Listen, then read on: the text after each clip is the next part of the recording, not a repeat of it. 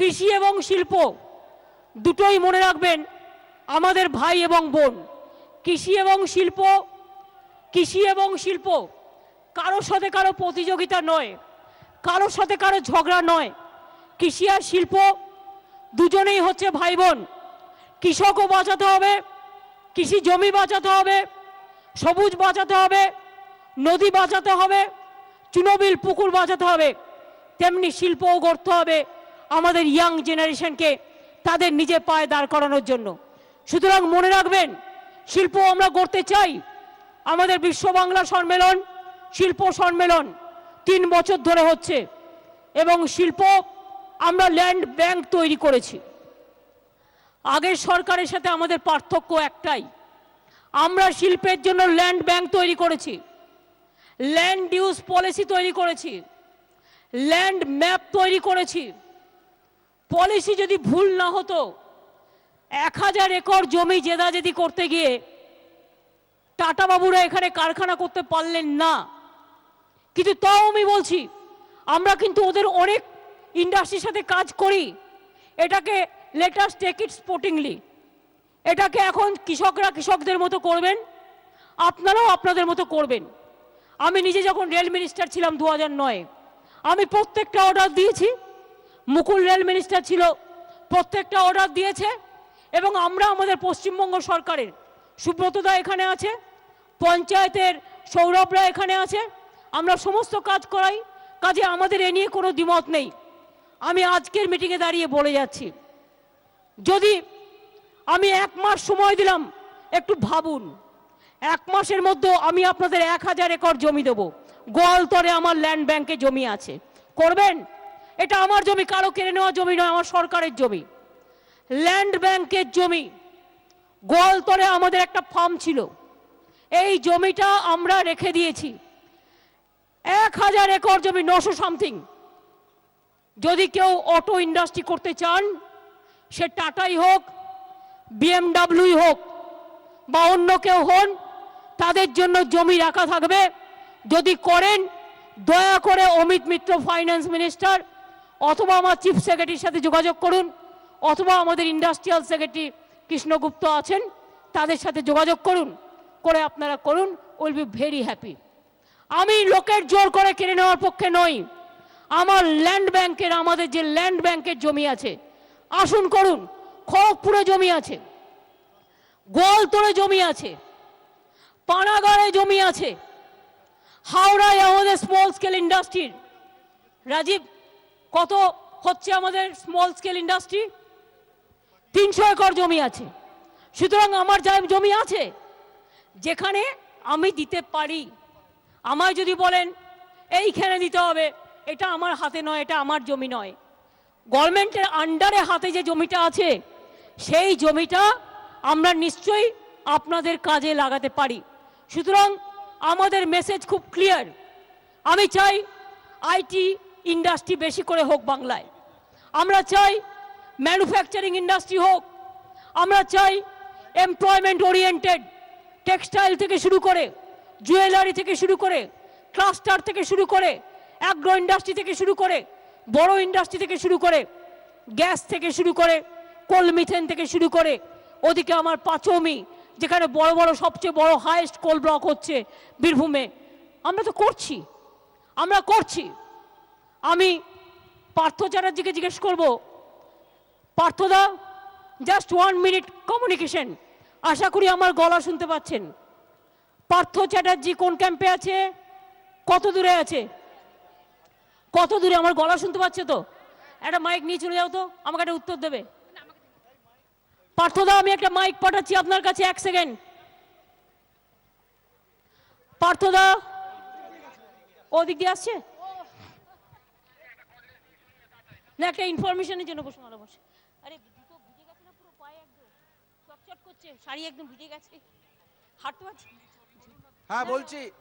পার্থদা, হ্যাঁ কোথায়? এই তো দাঁড়িয়ে আছি এখানটায়। আচ্ছা, আপনি বলুন, আপনাদের টেটে আজকে কি ওটা বেরিয়েছে রেজাল্ট? হ্যাঁ, আজকে রেজাল্ট বেরিয়ে গেছে। কতজন অ্যাপয়েন্টমেন্ট করছেন? যত তাড়াতাড়ি পারবো আমরা অ্যাপয়েন্টমেন্ট দেবো, বলেই দিয়েছি, যা আমাদের নির্দেশ তুমি দিয়েছো। রেজাল্ট কি ডিক্লেয়ার করেছেন? হ্যাঁ, রেজাল্ট ডিক্লেয়ার। ও, রেজাল্ট ডিক্লেয়ার হয়ে গেছে। কতজনের? আজকে এসএসসিরও হয়ে গেছে আর প্রাইমারি দুটোই একসঙ্গে হয়ে গেছে। কত কত দুটো একটা- মিলিয়ে তিনটে মিলিয়ে কত? একটাই 9% পাস করেছে আর আরে একটা- ওটা নয়, তবে সংখ্যা কত অ্যাপয়েন্টমেন্টের? অ্যাপয়েন্টমেন্টের সংখ্যা দুটো মিলিয়ে প্রায় 60,000। মানে আজকে যেটা হয়েছে, হ্যাঁ, আজকে যেটা আর হয়েছে। বাদ বাকি যেটা 65,000 কত আপনাদের প্রসেসে আছে? যেগুলো আমাদের প্রসেসে আছে তার মধ্যে বেশিরভাগটাই আছে কলেজের শিক্ষক, আর অলরেডি আমাদের যেগুলো প্রসেসে আছে সেগুলো 10,000-এর মতন হবে। প্রাইমারি টিচার আর এটা প্রাইমারি টিচার আর মাধ্যমিক টিচার মিলিয়েই হয়েছে 60,000। 60? 60। তাই বলুন, আমি 7 বলছি, আমি তো কিছুতে অঙ্ক মিলছে না। 60,000 আজকে কিন্তু রেজাল্ট বেরিয়ে গেছে অলরেডি। তার মানে বুঝতে পারছেন এই ছেলে মেয়েগুলো চাকরি পাবে।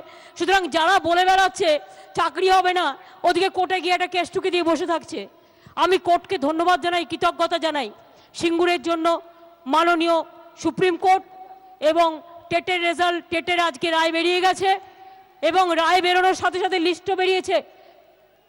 অন্য কে আছে আমাদের লিস্ট ডিক্লিয়ার্ড? এডুকেশন সেক্রেটারি, হ্যাঁ, রেজাল্ট ডিক্লিয়ার্ড।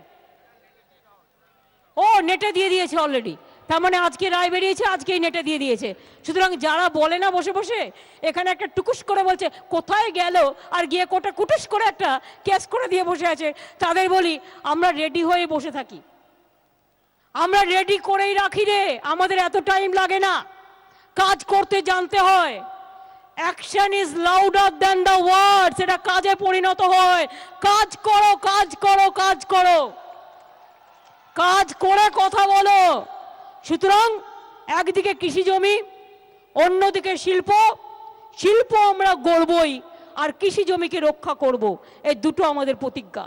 আর মনে রাখবেন আমাদের সারা পৃথিবীর কাছে দৃশ্যনীয় হয়ে থাকবে সর্বধর্ম, সর্ববর্ণ, সর্বভাষা, আমরা সবাই এক। এই যে আমার আদিবাসী ভাই বোনেরা দাঁড়িয়ে আছে, ওদের চোখ মুখ দেখে মনে হয় না ওদের আমাদের সাহায্য করা উচিত?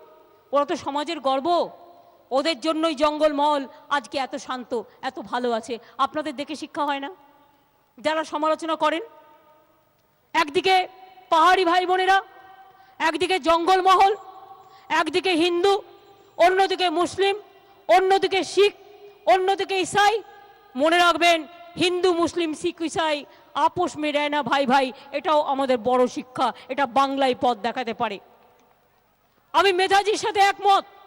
Yes, we are A joint family, এটা আমাদের ইউনিক ফ্যামিলি। সারে জাহা সে আচ্ছা হিন্দুস্তান হামারা। মানুষে মানুষে বিভেদ করে, মানুষে মানুষে ঝগড়া করে, মানুষে মানুষে আগুন লাগিয়ে দিয়ে সব কিছু হয় না। আমি ভুলবো না, স্বপন দেবনাথ আছে ওইখানে, স্বপন দেবনাথ মনে পড়ে আমাদের লোকেরা এখানে ধর্ণা দিত আর পাল সিট থেকে গুন্ডা নিয়ে তেড়ে আসতো, কেউ বাথরুমে পর্যন্ত যেতে পারতো না। মনে আছে কোর্টে কেস হয়েছিল থানায়, আমরা এখানে বসেছিলাম, অনশন করছিলাম, রাস্তায় অর্ধেকটা গাড়ি ঘোড়া রাস্তা বাদ দিয়ে আমাদের 200 জন ঘুমাচ্ছিল স্বেচ্ছাসেবক, ট্রাক ছেড়ে দেওয়া হয়েছিল যাতে পিষে মেরে দেয়। সেদিন আমরা রাত্রি জেগেছিলাম বলে, পাহারা দিতাম বলে বাঁচিয়েছিলাম। কত কিছু ঘটেছে, কত কিছু ঘটেছে। তাও জেনে রাখবেন আন্দোলনের ধারাবাহিকতা মুখে ভাষণ দিয়ে হয় না। আজকাল তো দেখবেন টিভিতে একদিন মুখ না দেখালেই পরের দিন বাড়িতে ঢুকে যাবে। বর্ষায় ভিজলে শরীর খারাপ হবে, গরমে মুখ কালো হয়ে যাবে, না খেতে পেলে পেটে কি করে চলবে। টিভিতে মুখ দেখানো একটাই কাজ, পরীক্ষামূলকভাবে দেখুন। আমি টিভিকে দোষ দিচ্ছি না, টিভি তো টিভির কাজ করবেই, এটা তো ওদের কাজ। আমি আজকে ওদের সকলকে ধন্যবাদ জানাচ্ছি, প্রেস মিডিয়াকে। সেদিন যারা পক্ষেই থাকুন বা বিপক্ষেই থাকুন, সবাইকে ভালোটা সবাইকে ভাগ করে নিতে হয়। কিন্তু বলুন তো, এদের সব দেখছেন শুধু টিভিতে বক্তৃতা। আজ পর্যন্ত নিজেরা যখন ছিল একটা কাজ করতে পেরেছে, সিঙ্গেল ওয়ান ওয়াক পারেনি, তাহলে বাংলা আজকে এত পেছিয়ে যেত না। হ্যাঁ, একটাই কাজ করেছে, শুধু ধার করে গেছে, ধার করে বাংলাটাকে বিক্রি করে দিয়ে গেছে। তাই বাংলায় আজও আমার সারা বাংলার খরচ 40,000 কোটি টাকা, আর 40,000 কোটি টাকা আমাকে ঋণ শোধ করতে হচ্ছে। I have to pay back for the interest. কোথাও দেখেছেন কখনো? আর সেন্ট্রাল গভর্নমেন্টকে বারবার বলেও কোনো লাভ হয়নি। আরও কিছুদিন অপেক্ষা করব, তারপরে রাস্তাই আমাদের রাস্তা দেখাবে। আমি বাংলার মানুষকে এভাবে বঞ্চিত করতে দেবো না। বাংলা কেন, আজকে পাঞ্জাবেরও সেম অবস্থা, আজকে কেরালারও সেম অবস্থা। আমরা যখন একটা ব্যাটেল করব, আমরা সবার জন্যই করব, মানুষের জন্য করব। এটা হচ্ছে গণতন্ত্রের প্রসেস, গণতান্ত্রিক ধারা মেনে। সুতরাং আজকের এই দিনটা আপনারা মনে রাখবেন। আমি যখন এখানে দু একটি কথা বলছি, আমি সব কথা আজ আর বলতে চাই না, এই কারণে প্রাসঙ্গিক ছাড়া অন্য কোনো ব্যাপারে আমি আজকে ঢুকবো না বলি। আমি আপনাদের আবার বলি, এখান থেকে প্রায় 300 জনকে আমি নিজে দিয়েছি, আমার সহকর্মীরা মিলে দিয়েছি। আর নিচে ক্যাম্পে থেকে কিন্তু চেক দেওয়ার কাজ চলছে। চেক এবং পর্চা, জমির দলিল দুটোই দেয়া চলছে। চিন্তা করবেন না, এই জমিকে চাষযোগ্য করে দেওয়ার জন্য যা যা দরকার সরকার তার সবটাই করবে, সবটাই করবে। চাষি ভাইদের করতে হবে না, আমরা আপনাদের সাহায্য করব। আপনারা সাথে থাকুন, নিজেদের অধিকারটা নিজেরা নিন। শুধু কয়েকটা জায়গায় যেখানে রাস্তা আছে, কিছু বিল্ডিং ছোটোখাটো আছে টুকটাক, সেগুলো ঠিক মতো করে ফেলবে জেলা প্রশাসন আইন অনুযায়ী। হাতে আমাদের টাইম আছে, এখনো 8 সপ্তাহ 10 সপ্তাহ টাইম আছে, সেটা আমরা করে ফেলব। এত বর্ষার মধ্যেও অনেক সাপ, কারণ অনেক দিন তো জমিতে চাষও হয়নি। জীবনের ঝুঁকি নিয়ে যে অফিসাররা আমার যে 100 দিনের কাজে সকলে কাজ করছেন, হেল্প করছেন স্থানীয় মানুষদের সাহায্যে, তাদের সকলকে আমার অনেক অনেক কৃতজ্ঞতা জানাই। আর মনে রাখবেন, অনিচ্ছুক কৃষকরা তারা শুধু জমির পর্চাই পায়নি, তাদের জমির অধিকারও যেমন পেয়েছেন, জমি নিলে যে টাকাটা অন্যান্যরা পেয়েছিল ইচ্ছুকরা, সেই টাকাটাও কিন্তু তারা আজকে পেয়ে গেলেন। প্রায় 900 জনের মতো অ্যাপিল করেছিলেন, বিভিন্ন কারণে 100 জনের একটু কোয়ারি বাকি আছে, 800 অলরেডি চেক আজকেই পেয়ে যাবেন। যত রাতই চলুক, আমি বলেছি পার্থদাদের দরকার হলে ফ্লাড লাইট জ্বালিয়েও যতটা পারবেন আজকেই করে দেবেন। হয়ে গেছে অলরেডি। আচ্ছা, 795 চেক অলরেডি ডিস্ট্রিবিউটেড হয়ে গেছে। চেক অ্যান্ড পর্চা অলসো, দুটো একসাথেই আছে, একই ফাইলে আছে, চেক অ্যান্ড পর্চা।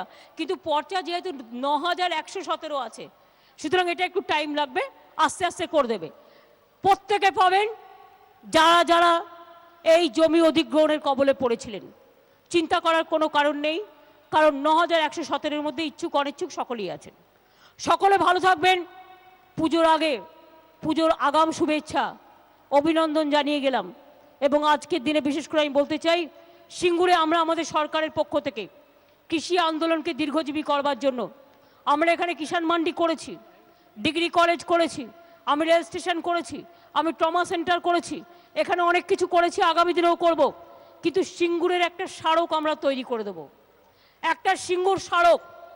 যারা সিঙ্গুরে শহীদ হয়েছে কৃষি জমি আন্দোলন করতে গিয়ে, তাদের সম্মান জানিয়ে একটা কৃষকদের একটা স্মারক সিঙ্গুরে একটা ভালো জায়গা তৈরি করে দেখে আমাকে ডিএম দেবে, যাতে আগামী দিন ওটাকে ঘিরে একটু গাছ থাকবে সবুজ করে, সারা পৃথিবীর প্রান্ত থেকে মানুষ এসে যাতে শহীদদের সম্মান জানায় এবং কৃষি জমিকে চিরকালের জন্য চিরস্মরণীয় চিরবরণীয় করে রাখার জন্য সিঙ্গুর স্মারক সিঙ্গুরে একটা তৈরি হবে। নন্দীগ্রামের আন্দোলনের জন্য আমি নন্দীগ্রামেও একটা বলেছি, একটা করে দিচ্ছি, সিঙ্গুরেও একটা হবে। এবং সিঙ্গুর যদি না হতো, নন্দীগ্রামে আন্দোলন ছড়াতো না। নন্দীগ্রাম যদি না হতো, নেতাইতে আন্দোলন ছড়াতো না।